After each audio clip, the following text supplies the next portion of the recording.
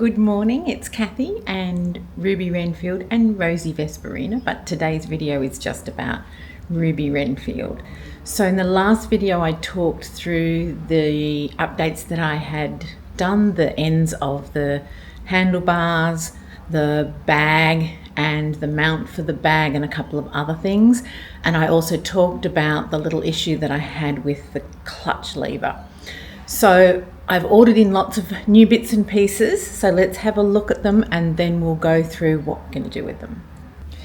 So first off, I have the bracket and the bag for the right hand side. You remember I've installed the left hand, so this is from the company called let me just put the camera there, Osmo Pocket in Germany. I was really happy with the bag when I installed it, so that has to go in. The next thing that we are putting in this video is replacing the clutch lever. I brought them as a pair, the clutch and the brake lever. So I thought maybe I'll replace both. I'm not 100% sure yet. And I hope that these ones fit. You will remember in the last video that I bought some adjustable levers, but they did not fit. They were too wide compared to these. So fingers crossed that these ones work. These apparently are the Royal Enfield genuine pieces. And I'll show you again what the clutch lever looks like on Ruby at the moment, which is not ideal. And then we're going to install the touring mirrors. So these are allegedly genuine Royal Enfield parts, so they'll go on Ruby as well. So let's just have a little quick look at Ruby again to see where we're at. So here we are in the garage again. The previous video I went through the changes like I just said, so the ends here and a couple of other things, the bag on the side. But just in relation to the levers, the brake lever I think is absolutely fine, but this clutch lever is definitely very, very wonky donkey, and it's really quite, I'll try and film it from this side. It's a big reach for me, the angle might not show it, to actually reach the lever when I have my gloves on, and you can tell that it is definitely bent. I'll put my hand behind it so it has a bit more contrast, but it's definitely bent, and why I did not pick that up when I purchased her, I do not know. But anyway, we've got a lever to replace that. The mirrors I am replacing because when we get to around 70 kilometers an hour, and depending on the road surface, these mirrors vibrate significantly. And so I can see that there's a car, but I can't really make the definition of the car, obviously, or the number plate. So they're getting replaced.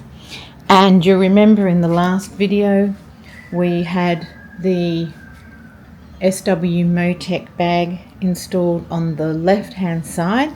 So now I have the bracket to do the right hand side. So I'm imagining that it attaches very similarly to the other side and hopefully not too much trouble with it. But let's see how we go. I'm going to start with the mirrors. Well, I am back after taking a significant amount of time to install all of the bits and pieces, much more time than I anticipated. I started with the mirrors, and so these are the Royal Enfield touring mirrors. The left one was easy to put on, but for some reason I had quite a bit of trouble with that right one, and I'm not sure why. They are smaller by a couple of centimeters than the original ones, but I do like the look of them. when I go out for a ride later, I will need to obviously adjust them properly, but very happy with how they look. So the next thing that I did was replace the clutch lever here. You'll remember, and I'll put up a photo, that the one that was on there before had a very big bend that went around like this that just did not look right. So that's been installed. I thought I may as well also replace the front brake lever as well.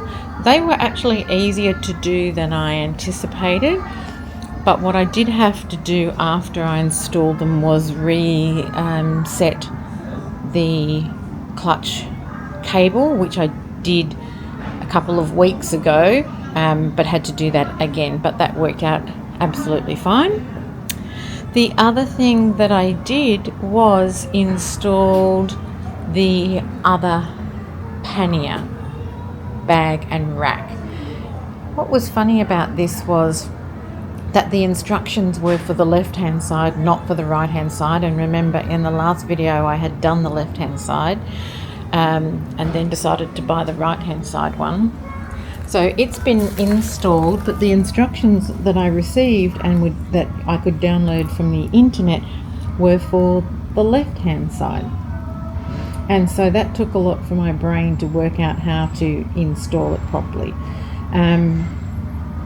It's supposed to take 30 minutes. It probably took me 2 hours, but that's just because of my lack of skill, I guess. So I'm happy with all of those changes. We've got bags, we've got mirrors, and we've got levers. All in all, happy with all of that and those little cosmetic changes that I did in the last video. So all that's probably left for me to potentially do is a sump guard. I had thought about that and a engine guard, but they are not urgent on my list. I'm really happy with it.